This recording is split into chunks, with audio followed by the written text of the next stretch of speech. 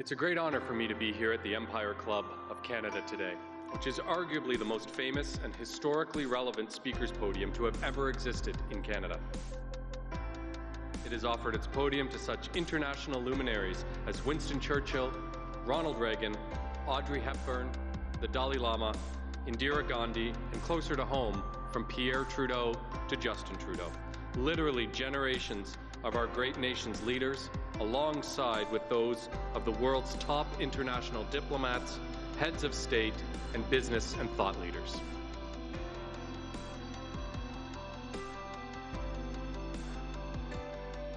It is a real honor and a distinct privilege to be invited to speak to the Empire Club of Canada, which has been welcoming international diplomats, leaders in business and in science and in politics. And when they stand at that podium, they speak not only to the entire country, but they can speak to the entire world.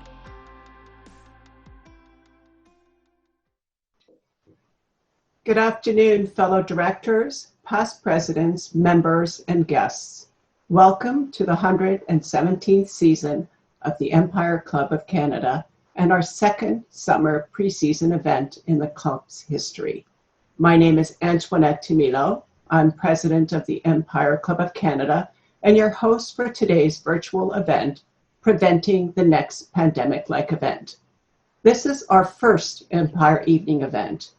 And when we have live events, we typically have a cocktail and hors d'oeuvres. So I hope you have your cocktail ready. Cheers. I now call this meeting to order. Let me start by thanking our sponsors. As a not-for-profit organization, these events would not be possible without the generous support of our sponsors. I want to thank our event sponsor today, Santha Technologies and GettingBackToWork.com. They have developed a proactive health screening and contact tracing solution for workplaces. Active health screening and contact tracing capabilities are essential as we safely reopen our economy and mitigate workplace transmission risk. I also want to thank our event partner, VVC and LiveMeeting.ca, Canada's online event space for webcasting today's event. And thank you to our media partner, National Post. As we all know, we have been living in a pandemic for the last several months. This has upended our economy and posed a severe threat to public health. As our municipal, provincial, and federal governments have struggled to respond to the pandemic, it's time to look at what may have caused this pandemic and how we can prevent the next pandemic-like event. We have a great panel today who will look at how our relationship with wildlife and the environment have played a role in previous and potentially future pandemic-like events. I feel honored to welcome our incredible panel. Dr. David Gold is Chief Meteorologist for IBM's Global Business Services. His responsibilities include oversight of the weather and climate analytics enterprise at IBM, which also owns the weather company. David holds a PhD and an MS in atmospheric sciences from Texas A&M University and a Bachelor in Science in Meteorology with a minor in math from the University of Oklahoma. In addition to his love of weather, David is an experienced data scientist.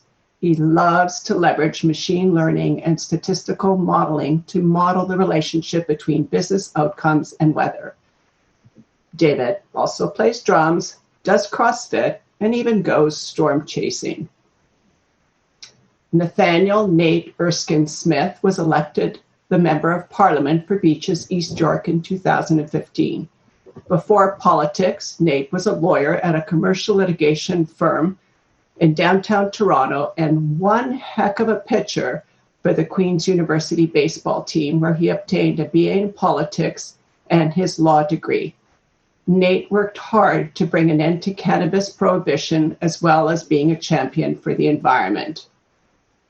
Melissa Matlow is the Canadian Campaign Director for World Animal Protection, an international animal welfare charity with offices in 14 countries.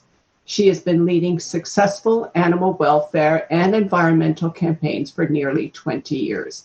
Melissa obtained a bachelor's in environmental science from the University of Guelph and a master's in environmental studies from York University. This panel will be moderated by Naomi Parness. She is the co-founder of KPW Communications and a former CTV news reporter. Naomi is an award-winning storyteller, content creator, communications specialist, and journalist. She was a reporter with over has been a reporter with over 20 years experience. She spent almost a decade at City TV News. Naomi left news in 2016, but continued her passion for storytelling. She spent 3 years at UJA Federation of Greater Toronto. Now, as the co-founder of KPW Communications, she is responsible for content creation and digital storytelling for public, private sector, and charities. Now, before I turn things over to Naomi, I just want to remind everyone on this call that this is an interactive event. We encourage you to take advantage of the question box below and let us know what's on your mind and if you have any questions for our panelists. Over to you, Naomi. Thank you so much, Antoinette. I'm so honored to be here tonight with all of you. As she said, I'm Naomi Parness, and I'm thrilled to be moderating today's discussion, Preventing the Next Pandemic-Like Event. I wish I got the note, Antoinette, about the wine, because I would have brought it. I could definitely have used that. I think we all would have used the cocktail. And it was so interesting to hear some of the things about the people who I'm speaking with. CrossFit David, we didn't talk about that. So there's a lot of things that we could talk about here. But this is a really important and timely discussion. As Antoinette said, this has been an unprecedented time in all of our lives. We've each been affected in different ways. I know many of us are worried about how to get through our own daily lives right now, and there's no end in sight. So it's strange to talk about the next pandemic, but it's actually extremely important and timely. We know how much this has impacted our lives, so we have to figure out ways to avoid something like this from happening again. Today, we're going to be discussing how our relationship with nature, specifically wildlife and climate, has contributed to the current pandemic and previous public health issues, and what steps need to be taken to ensure Canada doesn't find itself in a similar position in the future. The UN Environment Program Director spoke out earlier this month saying, if we keep exploiting wildlife and destroying our ecosystems, we can expect to see a steady stream of these diseases jumping from animals to humans in the years ahead. So that kind of sets the stage for what we're going to be talking about here today. Keep in mind, this is a Zoom chat. It's one of their first live events, so we're going to try to do this on Zoom. We're going to try and raise our hands and be polite using Zoom etiquette, but you'll have to give us all a little bit of some leeway because this is our first time doing it here on Zoom. The COVID-19 pandemic is offering us many important lessons. We need to make sure we're learning them. So let's start off with welcoming our panel. Our first panelist is Melissa Matlow, the campaign chair from World Animal Protection. We're so glad you're here with us today. Melissa, talk to us about how wildlife has played a role in this pandemic. Thanks so much, Naomi. And first, just want to thank the Empire Club for inviting me to be part of this terrific panel. Delighted to be here with Nathaniel and David, talking about such an important topic that I really don't think has received the attention it truly deserves. So why am I here from an animal welfare group? Well, it's because 75% of new and emerging infectious diseases impacting human health over the last decade or so come from animals and mainly from wildlife. And that should be reason for our government to be concerned and proactive. It's widely acknowledged that a wildlife market in Wuhan, China, played a very significant role in the COVID-19 outbreak. There's ample evidence that there's early cluster of cases that were traced back to this wet market that sold live and dead wild animals.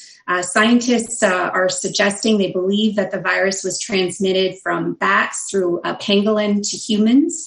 And while research is still going on to really confirm the evolution of this virus, it's pretty clear that, this pandemic and previous epidemics around the world, whether we're talking about MERS, SARS, Ebola, H1N1, HIV, that's fundamentally linked to our cruel treatment of animals, our exploitation of wildlife, and our encroachment on their habitats. And this isn't the first wildlife market that had, some implications on a big public health crisis. A similar wildlife market was, believed to have been the cause of the SARS outbreak in 2002. And at that time, wildlife markets were temporarily closed, and then they were allowed to reopen after the epidemic. And I can't help but wonder, had those markets remained closed through a permanent ban, would we be here today? Would we have experienced this pandemic? And it's something we should be asking. But it's also a global problem. It's not, wildlife markets don't just exist in China or Asia. They exist around the world. And there is a multi-billion-dollar commercial trade in wildlife that involves all countries, including our own. Millions of wild animals are traded every year. They're captured from the wild either illegally or legally, bred in captivity for luxury products that I would say no one really needs, and the risks are too high. And the animal suffering and the risk of zoonotic disease transmissions exists at every step of that wildlife trade. So Canada ought to play a role. We'd like to see Canada consider its role in the global wildlife trade and fueling that supply and demand for wildlife products, which is made easier by our lax domestic regulations. So I think we're all anxious for a vaccine, but a vaccine's not going to prevent the next pandemic. We ought to be looking at the source of this problem, the source of the outbreak. I would say it's rooted in animal welfare and environmental challenges, and curbing the wildlife trade is one of the most effective strategies to prevent the next pandemic. Thank you. You summed it all up, Melissa. Not sure what else we're going to talk about there, but no, we do. We have a lot of other things to talk about. But I want to get to our second panelist, Chief Meteorologist from IBM, David Gold. David, thanks for being here. Tell us about how climate has played a role in our current crisis. Yeah, well, it's not clear that climate change actually, was proximately responsible for COVID, but there's a lot of evidence that suggests strong linkages. I want to start out also by thanking the Empire Club of Canada for having me on. This is, of course, timely and I think a topic that a lot of people are interested in. We're seeing a tremendous shock to our civilization because of this pandemic. Despite the comparatively, apparently low death rate, it's still a very serious contagion. And because of the fact that it's so easily spread through asymptomatic carriers, I think this was one of the things that allowed it to spread so quickly. But climate really was kind of front and center up until COVID came along, but the two are very closely linked. I was thinking philosophically about what's been happening, and I was thinking back on some of the things I've read. I read this book that came out quite a few years ago now called The Black Swan, and I was thinking about is this a black swan or is it something else?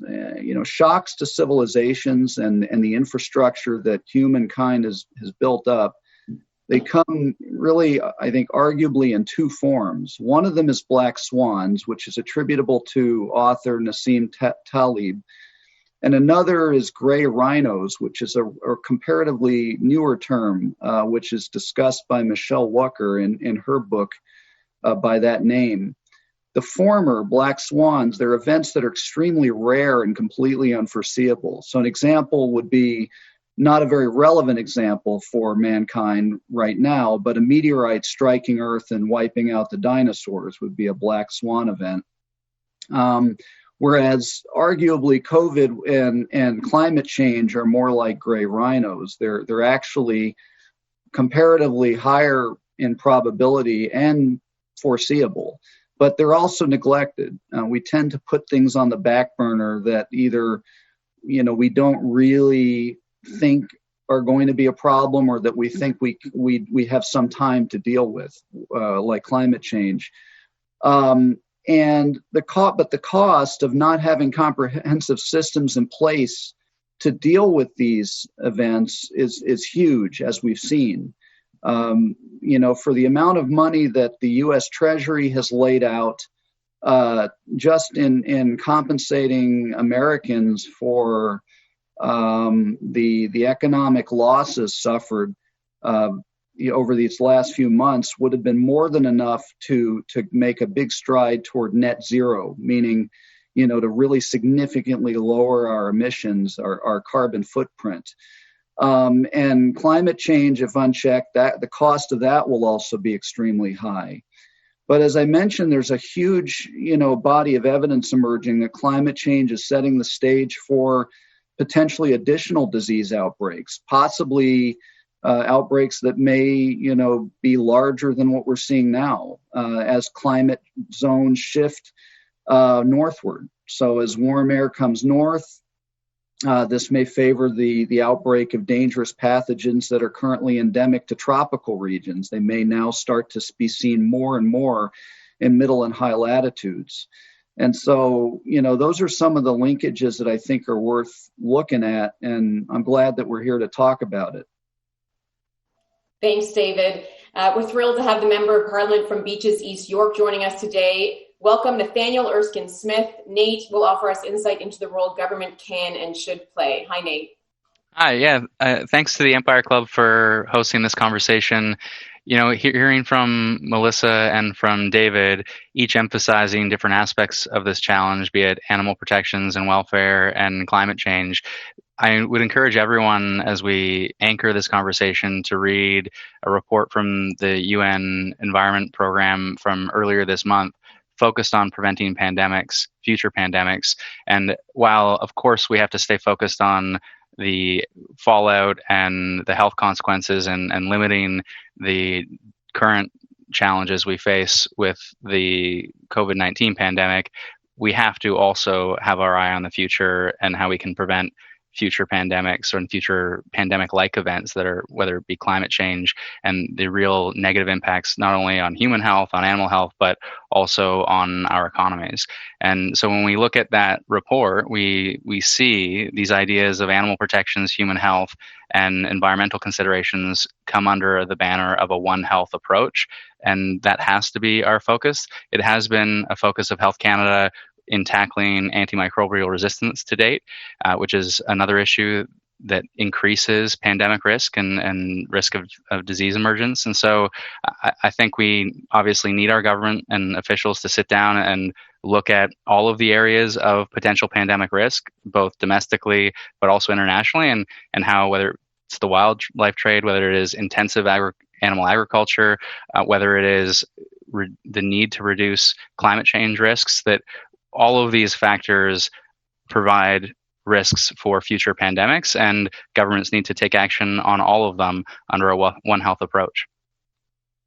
Thank you, Nate. It is hard, as Nate said. I think everyone's commented on that. It's hard to think about the next pandemic-like event while we're still struggling to figure out what to do with this one. But as you can see from all of the introductions there's a lot to think about. And it's important to think about these things because we have to make sure that we are thinking ahead so that we're not in a situation like we're in right now. And there's ways that, as you'll hear from everyone on the panel, that they believe this can be prevented. To all of you at home, we'll have time at the end of the panel discussion to take some questions from the audience. You can use the Zoom chat feature to pose a question. And at the end of the discussion, depending on how much time we have left, I'm going to pose your questions to the panel. So if you have any questions, make sure you're sending them in. We also have a polling question, which you'll be able to see there. You can access it by the QR code or by checking the link that you've received. The question is, should Canada work on a pandemic prevention strategy that considers animal welfare and climate change as key components? And very interesting, David is coming to us from Texas. So we were talking before about the differences between the two countries and what both have done. I've spoken with a number of Americans over the last few days who seem very pleased with Canada's response. But you might hear from Melissa, who's not pleased with Canada's response, so we'll see. We'll see about that. But let's start off the discussion here. As we enter the 5th month of the COVID pandemic here in Canada, we're seeing more and more experts and members of the media discussing how we can prevent the next pandemic or pandemic-like event from occurring. And we're also seeing that our relationship with nature needs to be re-examined. So Melissa, as you mentioned in your opening remarks, evidence does suggest that COVID-19 emerged most likely from a wet market in Wuhan, China. You also mentioned several other viruses that have been linked from animals jumping to humans. Can you talk about how our relationship with wildlife needs to change to prevent the spread of new and infectious disease? Sure. Thank you for that question. I mean, I think it's the commodification of wildlife that's really the root of this problem in terms of our relationship with animals. It's that desire to make every last dollar out of an animal and ignore its well-being, its very nature. Nathaniel Erskine Smith mentioned the farming as well. It's the same thing where, we're producing, we're making these animals into growth promoting machines and ignoring their very nature, and then they're vulnerable to disease and infection.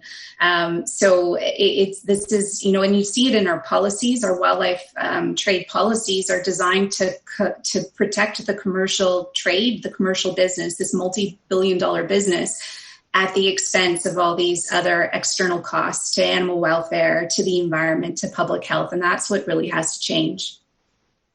David, when we normally discuss climate change, we don't immediately think of the connection with pandemics and the spread of infectious diseases. But numerous studies, including one by the World Economic Forum in 2016, identified that direct link between climate change and the spreading of infectious diseases. Can you explain it to us in non-scientific terms? Because as I've said, I need to be able to understand it as well. How are climate change and pandemics related? How can one disaster, in this case, the ongoing COVID-19 pandemic, set the stage for a vastly amplified second disaster? Right. Well, that, of course, is a great question, and one that I think, many different organizations and governments are going to have to grapple with, because climate change is certainly happening. And I think the most direct way that climate change can set the stage and, create a pathway for more outbreaks, is to essentially shift warmer and wetter conditions further north, push them closer to the poles. I don't want to ignore the southern hemisphere, because they've had obviously a lot of vector-borne diseases and other contagions as well. So dengue fever and malaria are good examples. These are diseases that impact a fairly sizable percentage of the world population. And there's some studies that show that these diseases are by and large not really seen in the higher latitudes where a lot of the folks on this call live. We could be introducing these disease-carrying insects and the disease itself into these higher latitudes, just because we're basically displacing, on average, warmer air masses that can support them and support the carriers. And just climate change in general is disruptive. It disrupts the habitats of many wildlife species, and can push these potential disease carriers into closer proximity to where humans live, increasing the probability for these types of outbreaks to develop.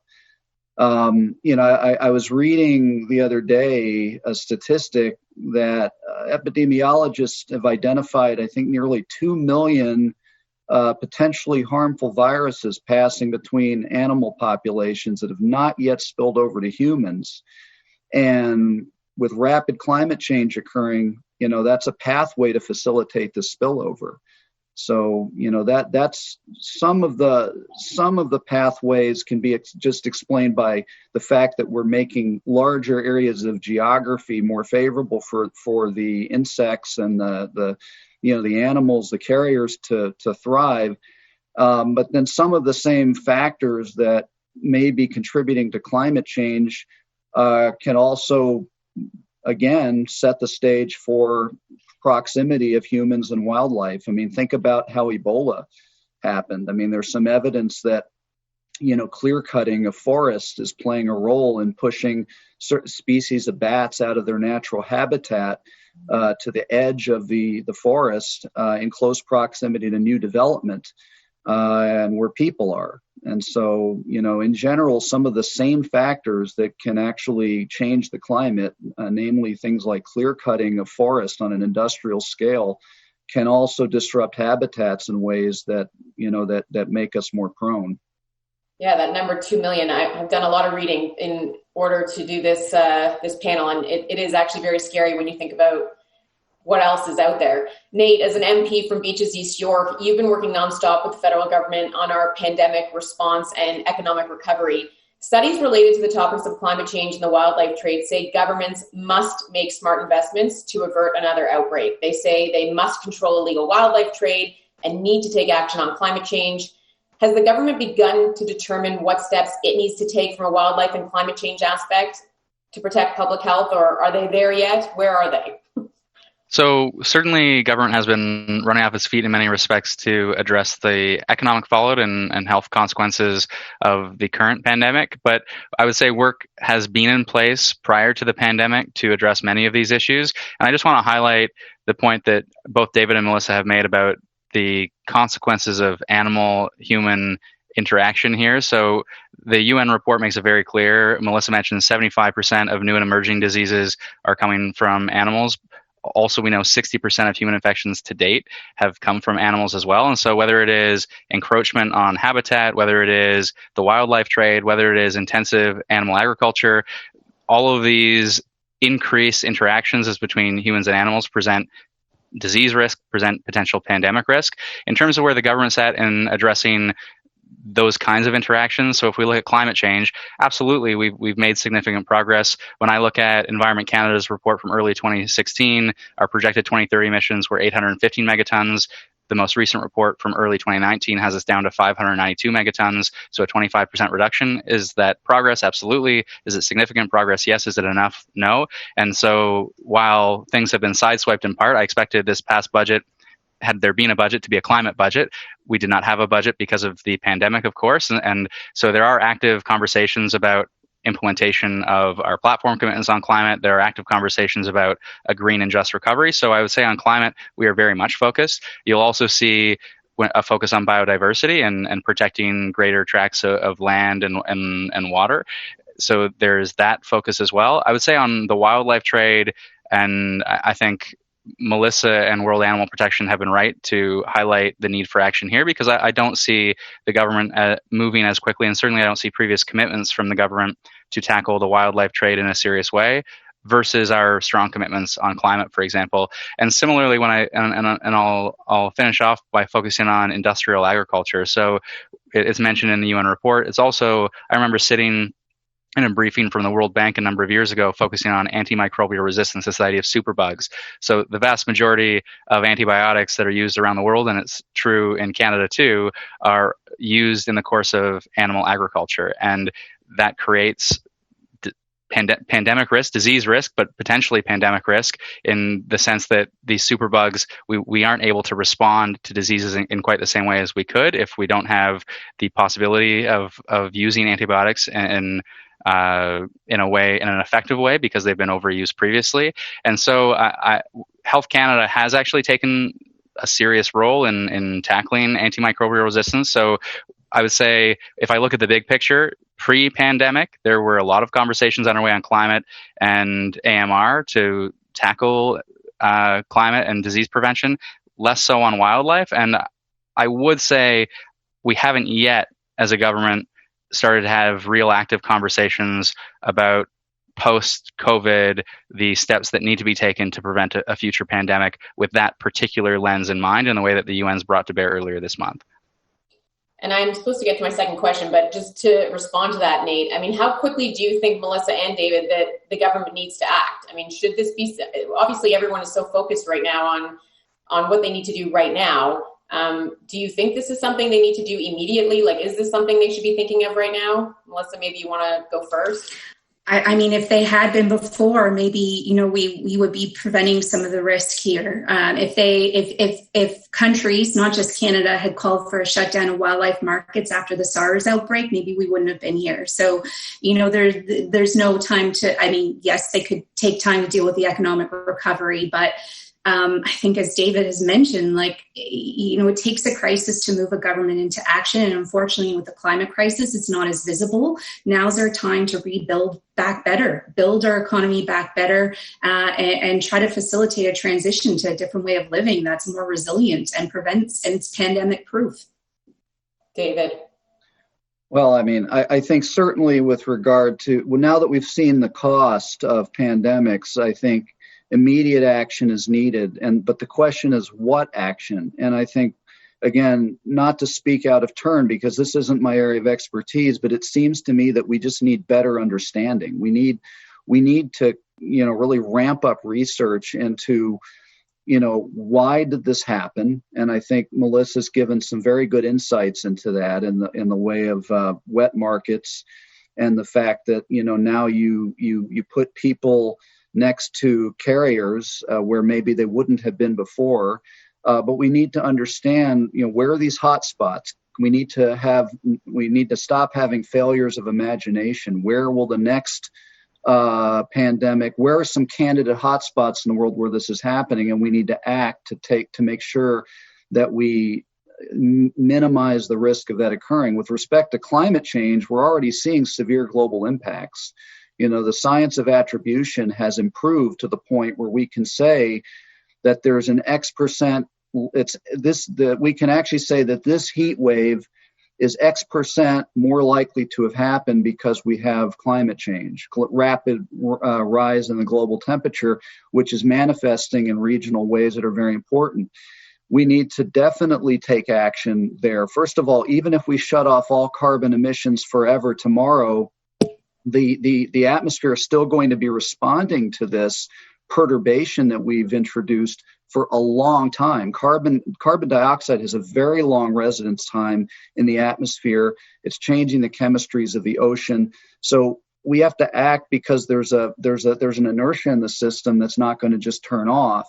We also need to act quickly with respect to adaptation measures. We need to shore up cities and locations that we know are prone to coastal flooding.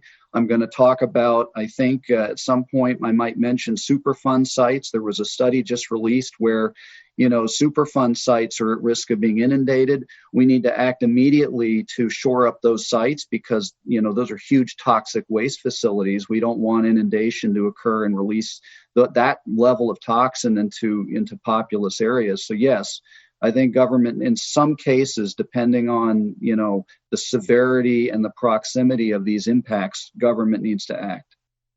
Nathaniel, I think you wanted to speak. You had your hand up. Yeah, only that I think that's right in terms of the approach that we need to assess risk. And so there are a number of different human activities, unsustainable human activities that contribute to pandemic risk. And as a government, we need to identify all areas of pandemic risk, then assess where are we at in tackling some of these risks, because an issue like climate change, which can contribute to that risk, also contributes to other non-pandemic risks as well that we should act on for those reasons too, and we are. And there are other areas, the wildlife markets around the world, that we as a domestic consumers contribute to in some fashion, although don't have the same unregulated wild markets here in Canada in quite the same way. And so there's a risk that we are a part of, but we can't solve that problem on our own. And so once we have assessed the various areas of risk and activities of risk, then we can say, how are we contributing to them and how can we start to contribute to a solution? And I would say on the climate action piece, significant action underway, and there's a sense of the issue needs to be tackled. I think less of a sense on the wildlife trade, and so all the more reason to have this conversation and for World Animal Protection and other organizations and zoologists to stand up and say we need action. And I guess the last thing I would say is we just need to listen to our experts. And so when we see the UN issue the report, when I see zoologists point to mink farms and say this is a source of risk as well, and we need to be tackling these either through improved regulations or shutting them down. We've learned a lot of lessons in the course of this crisis, but I hope we've learned at least two lessons. One is that we need to listen to our health experts, and the second is that if we don't take preventative action now, even if it is seemingly a large cost in the short term, the cost of inaction will be so much greater. And we are living through that and learning that now, unfortunately, in the course of this pandemic, and we need to ensure that those lessons are taken forward and that we prevent a future one.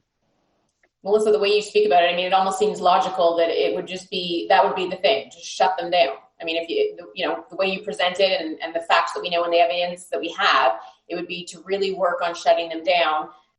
But there are some people who may think you're using the pandemic to push an animal welfare agenda. What do you have to say to the naysayers?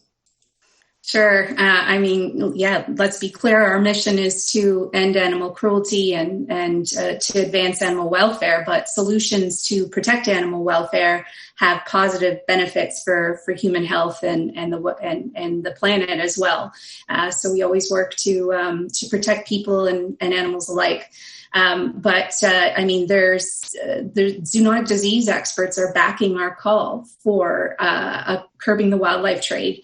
We're not the only ones that are raising the alarm bell here about the roots of this crisis being, deeply connected to our treatment and exploitation of wildlife.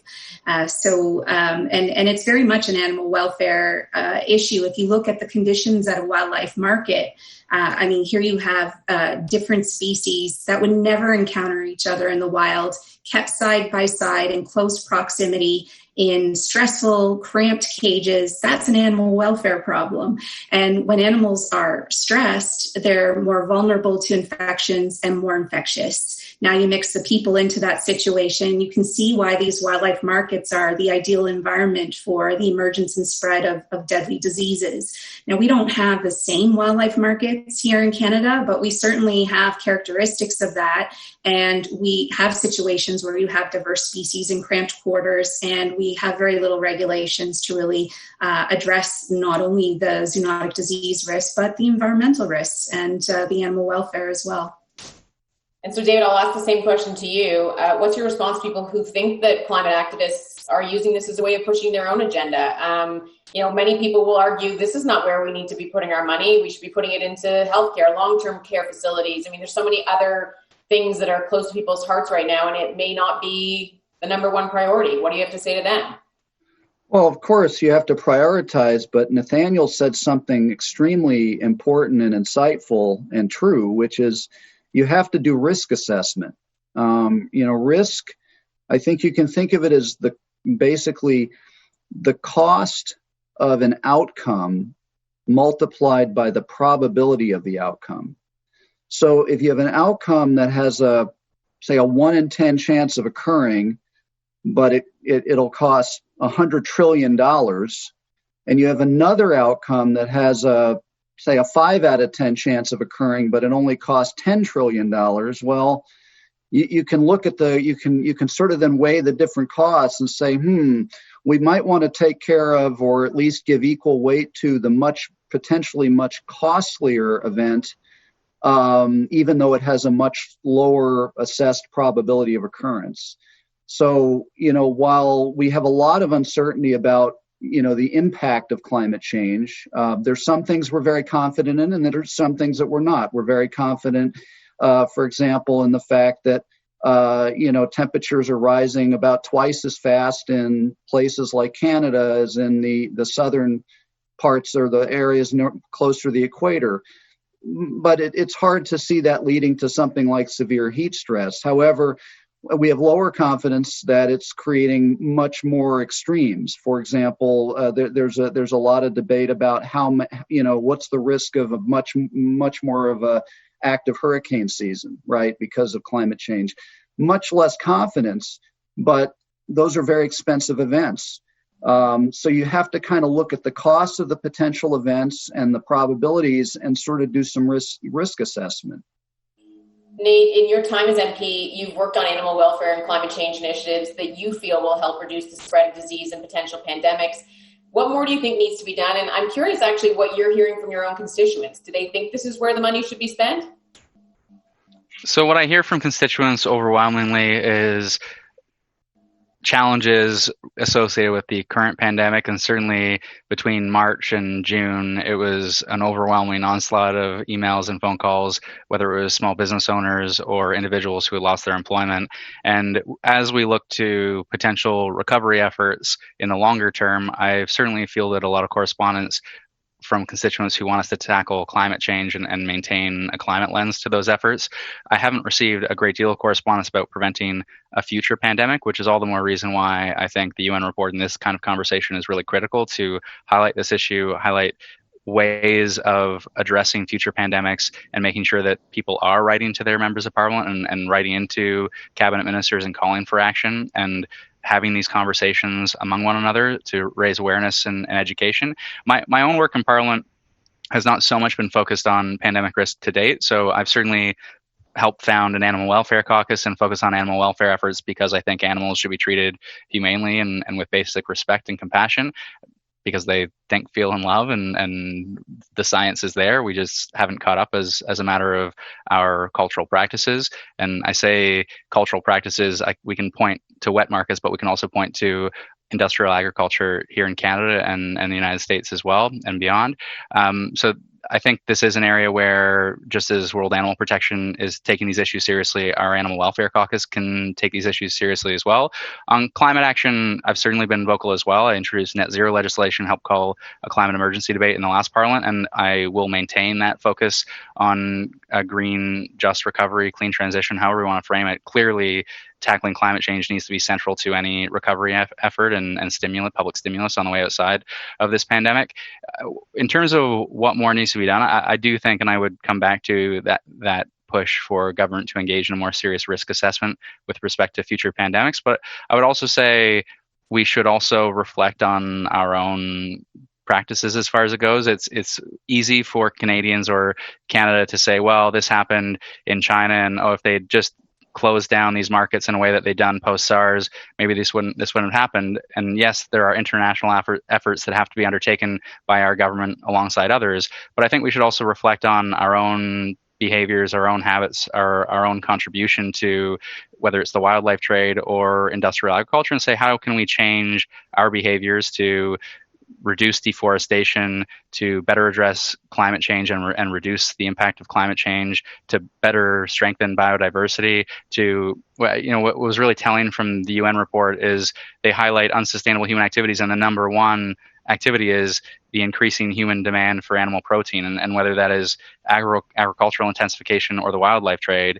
We as consumers need to change our behaviors, and governments need to make it easier and help us along the way to change those kinds of behaviors. Nate said it would be easy to have just done that and then maybe not prevent this, Melissa, but even my own kids who are young, 8 and 11 are saying, well, couldn't they have just, there must have been a simple sort of solution in terms of just closing it down in the past, because as you said, this could have prevented it. What do you have to say then in terms of the Canadian policy approach and what the government now needs to do? And the part nationally and internationally, what do all governments need to do to curb the spread of pandemic disease? What can they immediately do? So we're asking the government. And I should point out that Nate mentioned, we don't have the same type of situation here, right? We don't have the wet market. So what can they do here? What would you like to see them actually do to prevent this in terms of the wet markets and the way that you're talking about wildlife being treated? Sure. Well, we're asking them to bring this issue to the G20. There's a leadership summit in November.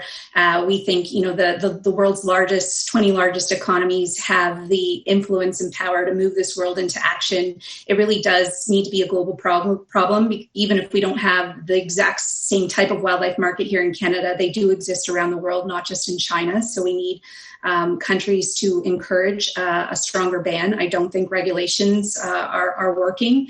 And here in Canada, we should also play a role in looking how we curb our role in that international trade and facilitating the demand for those products, the supply as well. Our wildlife is poached for some of these products here in Canada. black bears, for instance, are poached for the bear bile industry and sold around the world. We've seen them in medicine shops here in Canada. And we need to educate consumers because a lot of people don't know, as Nate said, we have a role as well to educate people and to share information and to make sure our own habits aren't, perpetuating this risky trade. There's a thriving exotic pet industry here in Canada, and there's very little controls.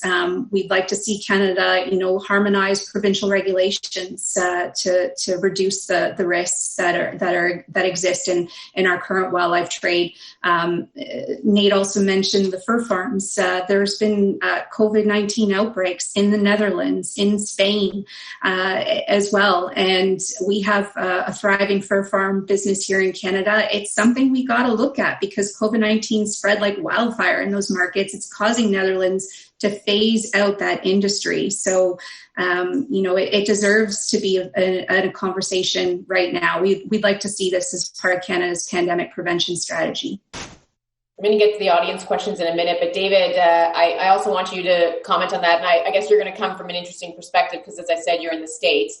But can you highlight some of the steps we need to take in North America and internationally to help reduce the risk of major disruptive events like pandemics? Yeah, I mean, I think a multifaceted attack is needed. So first of all, critical infrastructure and systems have to be stress tested. You have to identify vulnerabilities and you have to shore those up. The latter is really part of a broader adaptation strategy, and it requires a better understanding of the linkages between climate change and the environment and the subsequent increase in the threat of new disease pathways that open up as a result of that interaction. I think one thing we've learned in meteorology, I don't think this may not be common knowledge. In fact, it almost certainly isn't. But because atmospheric science, it's so much more than just weather, right? We have to think about what we have to do to build a model to predict the weather. We have to worry about interactions between the atmosphere, the underlying ocean system, the ice, the land surface. It's an inherently multidisciplinary effort. So to attack this problem that we're talking about today, scientists from many different disciplines, including climatologists, biologists, and wildlife specialists like Melissa, and even AI experts, need to work together to figure this out. I also think this is a fundamentally big data problem. Here at IBM, we're fortunate to have built some really great platform systems like IBM's PAIRS to bring together all of these diverse data sets that span the environment and the biosphere and model the interactions between them. We need to model these interactions so that we get better insights. Then the insights that come from these exercises, it goes back to risk management. We can basically assess the risk of new types of diseases cropping up in different places and then make decisions accordingly at the local, provincial, and national levels. And of course, beyond adaptation, we simply need faster action to reduce emissions because ultimately this is the best way to mitigate human-created climate change and faster action to reduce our the shocks that we're inducing and we're producing in the environment that open up these new disease pathways. Melissa, I know you had a comment, and then I want to get to the audience question there. So, Melissa? Sure, I'll be quick because I have to take this segue on data because with the wildlife trade, we virtually have none. You only need a permit to import or export species that are on the Convention on the International Trade in Endangered Species. Now, one might stop and ask, why are we trading endangered species in the first place? And I think that's an important question to ask. But for the vast majority of commercially traded wildlife, there are no permits needed. There's no data. There's no monitoring. There's not even comprehensive pathogen checks. So definitely we need to start with a place of knowledge, and data is very important in solving this problem. So here we're going to take an audience question now. The question is from Jay. Can they comment on how effective land management crosses all three: wildlife, climate change, and politics? Nate, let's go to you since we haven't heard from you. Yeah, so I mean, I'm not as familiar with all of the land use management practices that the federal government undertakes. I know there's a focus on, through Environment and Climate Change Canada, focus on preserving wildlife, and there are requirements as a matter of land use management there. I know too that anyone who thinks through challenges associated with climate change will quickly realize that reforestation, afforestation is an important part of the picture there as well, which comes down to land use management as well. But I leave to Melissa or David to speak a little bit more to land use management potentially. I guess that what I would leave people with in some ways is not only looking at the land use management per se, but also how our activities contribute to a negative impact upon land use. So when we look at deforestation as an example, which obviously climate change problem, but also obviously encroaches on habitat and leads to greater interaction as between humans and animals, and therefore a greater risk. I think we have to look at the underlying activities that contribute to these problems, and that's agriculture, that is logging in some cases around the world. But I think in Canada, we're lucky to have some of the institutions that we do have through Environment Canada and through Health Canada, and not everywhere around the world has that in place. And even when we look at regulating wild markets as an example, the UN report says, well, some experts have called for a ban and other experts have instead called for these markets to be strictly regulated. But governance frameworks are so important, and where we see poor governance frameworks around the world, then those strict regulations, even if they're on paper, they may not be enforced and they may not be effective. So it not only demands strong rules, but it also demands governance institutions that are able to enforce those rules in a serious way in Canada, but around the world. Melissa, maybe we'll go to you. We are starting to run out of time, amazingly, how fast that hour goes by, but why don't you answer that question as well? Sure. I mean, it would be great to see Canada put more effort into protecting important wildlife habitat areas. Deforestation is not only contributing to climate change, but it's also contributing to this other driver of pandemics, the wildlife trade.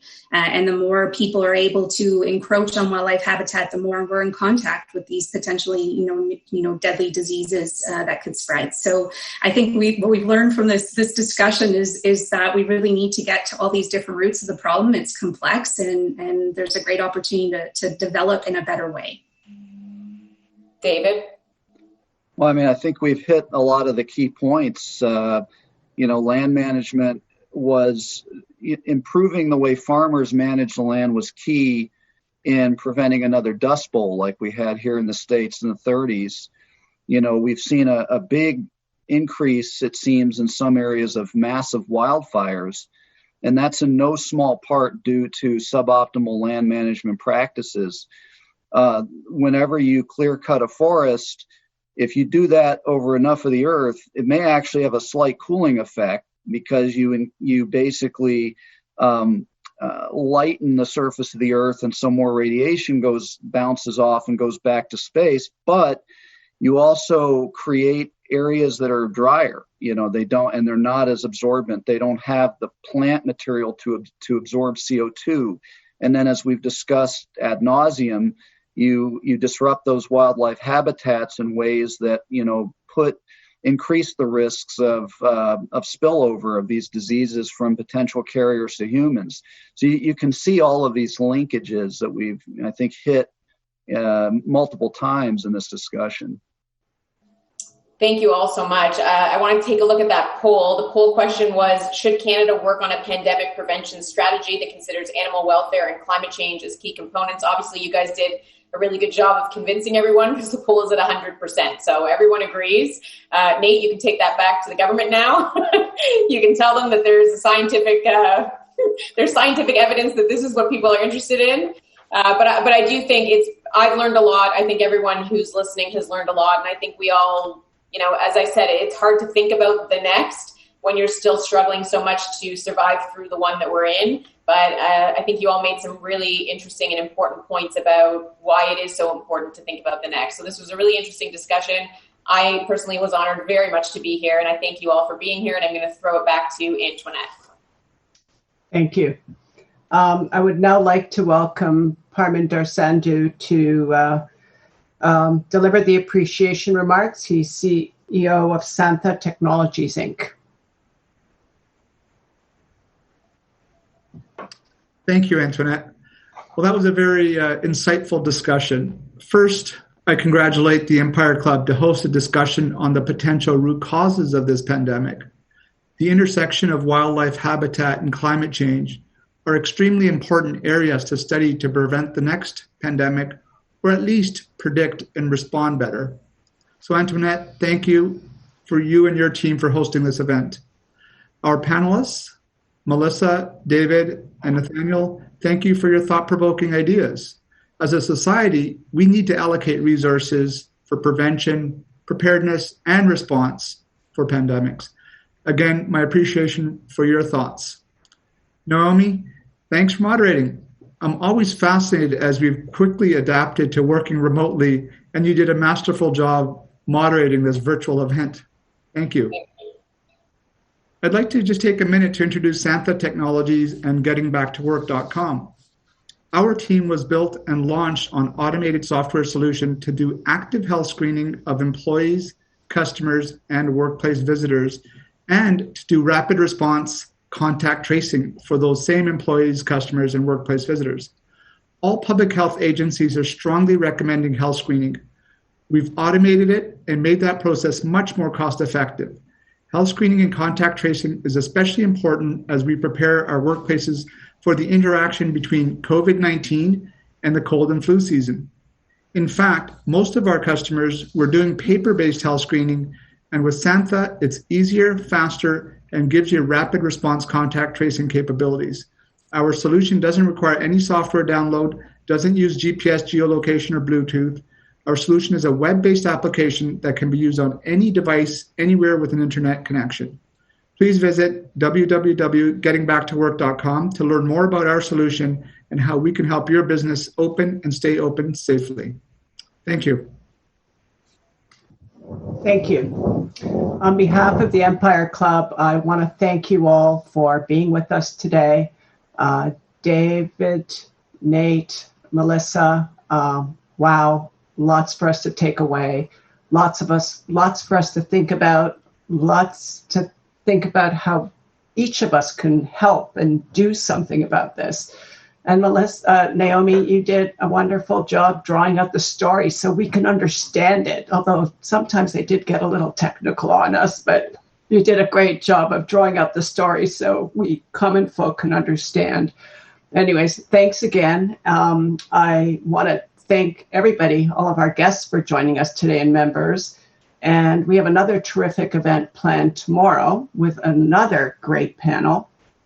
And it's all about how COVID is affecting women from a financial standpoint, from a mental health standpoint, and the societal shifts we're seeing. So that's at noon tomorrow. So please join us for that event. And with that, this meeting is now adjourned.